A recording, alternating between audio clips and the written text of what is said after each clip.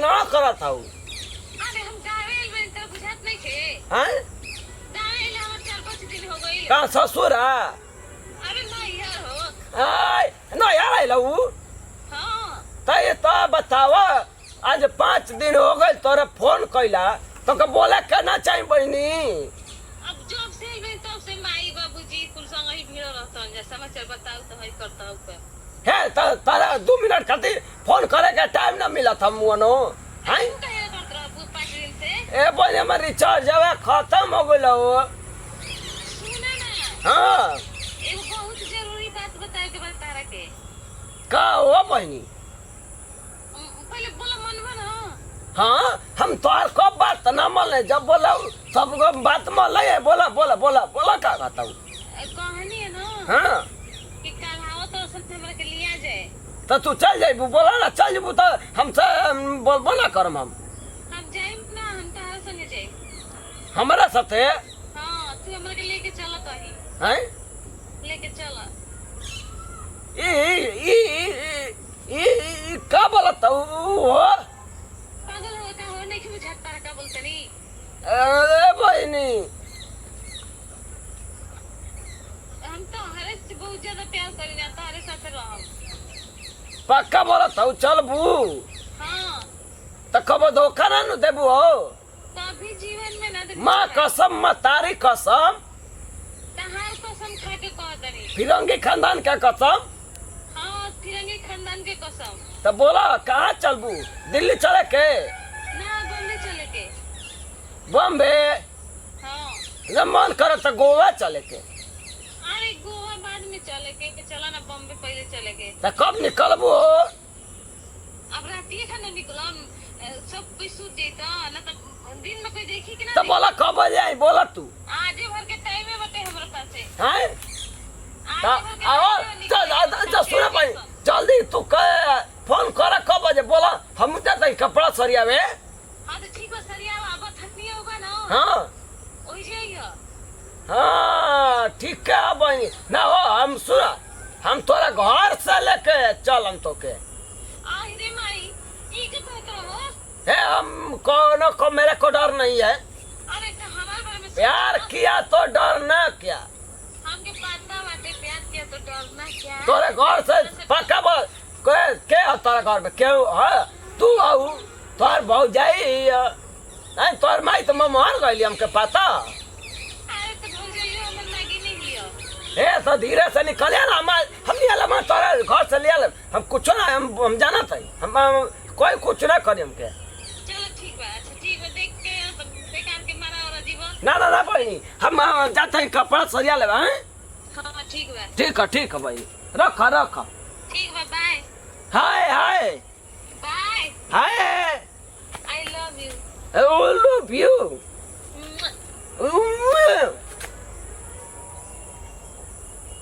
बाप हो बाप चला मर्दवा कहीं का एगो तो काम बन कहला हैं एगो प्यार कहनी तो साथ साथ निभाना साथिया रे हैं।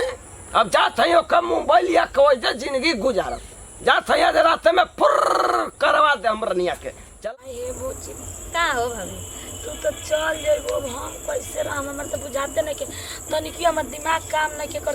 अब कहाँ करबो हमरो जाए के मन थोड़े ना अब होला। बताओ पाहुन के कहत रहनी तब 10 दिन छोड़ दी तो ना छोड़नी का हो जैते इथी बाद ना लिया के जैती दशहरा बाद। हाँ अरे तो जानते नहीं हो जो का पाठ बैठेला कि का होला पूजा। पाठ बैठेला तो ठीक बा लेकिन हम सोचन तो ज्यादा बुची जी ना शादी भइल बा तब से 3 बरस रौरा बानी दशहरा में बस रहनी तो कनी ज्यादा चलल जाई घूमे कितना बढ़िया ना जाइना हो भाभी काज भूख करके तना को निकाल के यही से न कनी ससुरा में निक ना लागला हम नहिया में रौरा बानी तनी घूमे जाईती मान दे रे कसम त का करन जी बता ना हम। लेकिन कुछ का बाबूजी बियाह कइनी लेकिन और हित बढ़िया ना मिलल हमें जान अब तो आने हम देखलु जा गइलु जा कनी ज्यादा कुछ सामान पर सरिया ले लेबो ना। हां सरिया कुछ बड़ी हमर टेंशन हम कैसे का तू रहेलु तो हंसेलु बोलेलु केनहु लाइल तो भाभी भाभी कहले आ तू चल जेबू तब हम कैसे रह हमरे चिको निके ना लागे। तो फोन करब हम।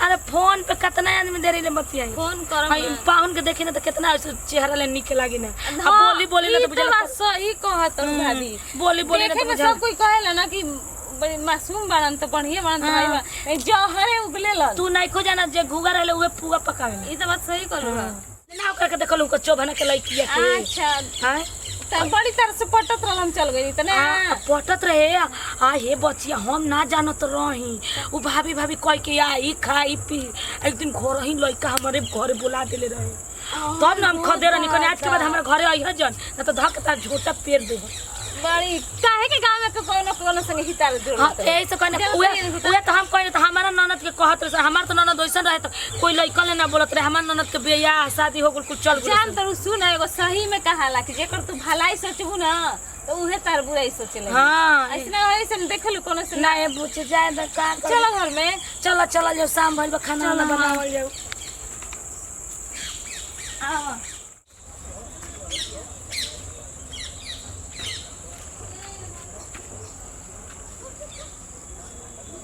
हेलो हेलो अरे बारी आवा रे आबिल बड़ो हां आओ तो नहीं रुक जा खाटी एगो बिछा वाला आओ बारी जल्दी